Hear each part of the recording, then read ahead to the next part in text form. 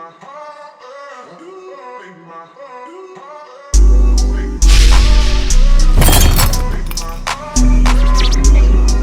what's up, guys? It's your boy Kool-Aid Man 100X. How you guys doing? Welcome back to College Football 26.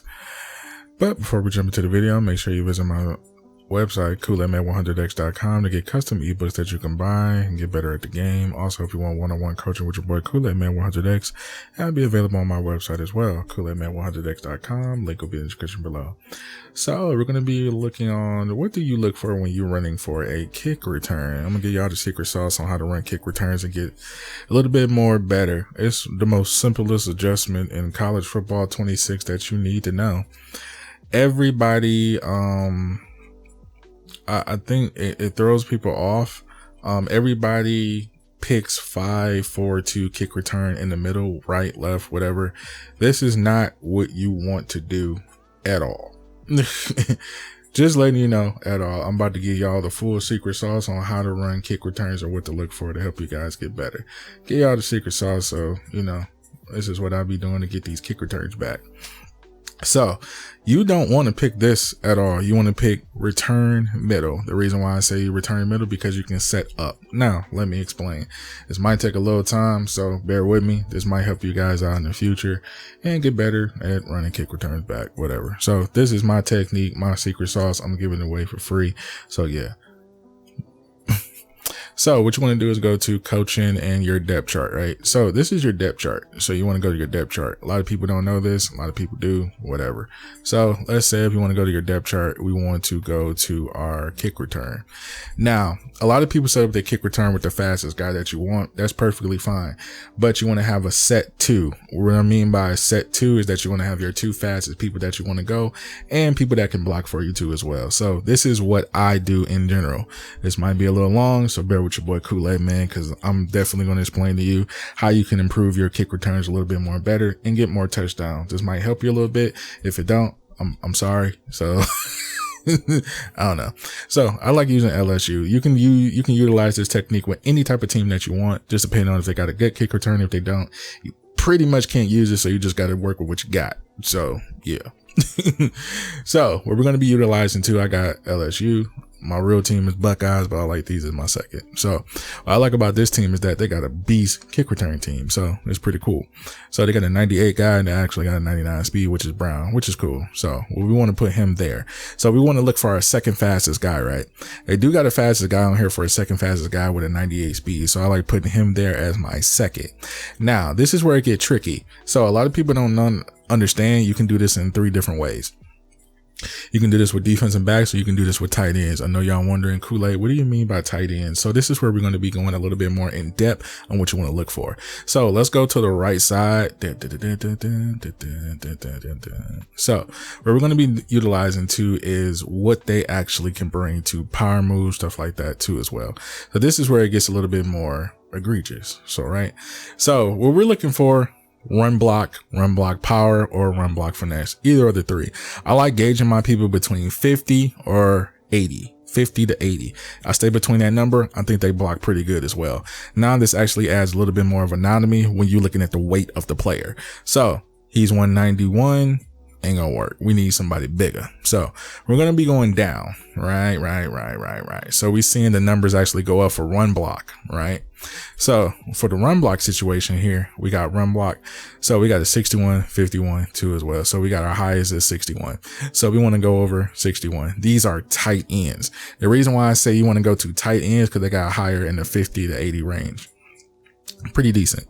So let's go to our top tight end here. So we got a decent little 60, 50. That's cool. So our highest one, I believe, is 61. He pretty much got the best balanced one, 60s across the board. So what I like to do here is I like to put him as my third. So the reason why I say I put him as my third, because that'll be my lead blocker between the 2 that's already blocking. When I catch the ball with Brown or Watkins, he's going to be our lead blocker coming off that wing.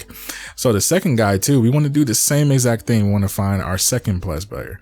So we want to go all the way to the right too as well. We already got our highest, so we're going to be going down to each position. You only get 3 positions to put these guys in case you don't know. So same identical thing. We want to go to the run block in these three. So we want to stay between the 50s and the 80s. That's the two. The reason why I say I go up to 80, because you never know. You got players with higher, blocking rating. Same identical thing here. We got a tight end with 72 run block. See, 72, 73, 68. So we can actually put him up there too as well. See what I'm saying? So now I didn't even know he was the highest one. So now we got Sinclair here. So we can actually switch Ferguson with our second. So now we got a higher guy that can run it. Then we got our second guy. So we're looking for our last guy too here as well. So we're going to go more into depth with this situation too. So let's go over here. So we got throwing under pressure, power move, run block. Okay, so we're here at the run block situation. So we got our 72, 73, 68, 61, 60. So we're looking for our third guy. So let's look for our third guy here. So we got him at 60, 62, 51, 55. Decent. 65, 57, 62. Very good. What's this one? 65, 55. 57, cool as well. So the cool thing about this is that you can actually run these guys. I think there's 65 because he's bigger and he's a lead tight end, so he's pretty cool. So he's 250. So I will put him at our third. So we definitely got our third here. So we got our 69, 62, but he got a better run block, so I keep Sinclair there. So we got our three tight ends running. Now you want to utilize this technique where you want to do it for the punt return. A lot of people don't run punt returns, but it's the same identical thing that you want to run. You want to put your fastest guy there, your two fastest guys. But this is the trick. You can either put your two fastest guy, but this is where it gets more interesting. You want to go straight cornerbacks. The reason why I say you want to go straight cornerbacks is this is what you're looking for. You're either looking for awareness or you're looking for a change of direction. Then the cool thing about this is that some cornerbacks do got run block and ability to block as well. But we want to look for a high impact blocking with them. So this is where it gets a little bit more interesting. So when you're running punt returns, it's the same identical thing because you want them to impact because you're already running with your fastest speed packages already out there as punt returners. So you ain't got nothing to worry about. So we just adding the speed to speed basically. So when impact blocking, you want to look between at least 40 to 50, at most 40. Anything above 40, pretty much decent. So what I like to do here for my cornerbacks too, got a little bit cornerbacks that got 40, got a little bit people that don't. So in this instance, we got an impact blocking with a tight end. So this is where it gets even better. So impact blockings, you can put tight ends there, but you want somebody faster. So we want to go with what, 41, 63 cornerbacks. He got 61 here. So this is 61, 61. So we got impact blocking here. So we can actually put him there as our second, right? So same identical thing here. You want to look for impact blocking because the reason why I say impact blocking for cornerbacks is that this is going to be faster.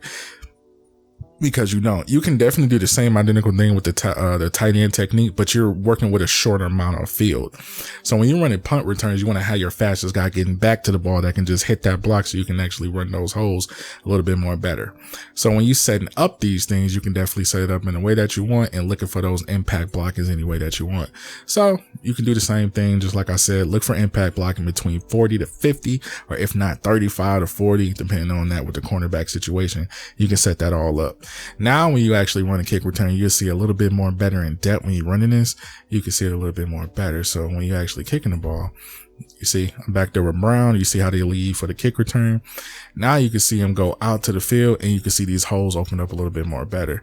So when you're practicing this kick return, you see how it opens up the field a little bit more better for you. Actually utilize it. So let's go to the instant replay so I can show you what I'm talking about. Oh, they won't let me go to it, but y'all see what I'm talking about. You get those holes very deeply. So you see the difference in this kick return. You get these holes that you can hit straight up the middle. You can just run them boys as much as you want. It's very easy to run. So just by doing that, you see the blocking that you get set up for it. This is what any team that you want. And you can definitely do this for the kick returns and just run those holes any way that you want to run. And you can definitely get those to bank on downfield if you want. Quick technique a lot of people don't know about, that you can run down the field. It's really not that hard to run, and it's simple to run too as well. So a little bit of a long video, but this is my secret sauce to kick returns. You can definitely run them any way that you want. So totally up to you. It's easy as pie. So yeah. So I hope you enjoyed the video. I'm gonna catch you guys on the next one.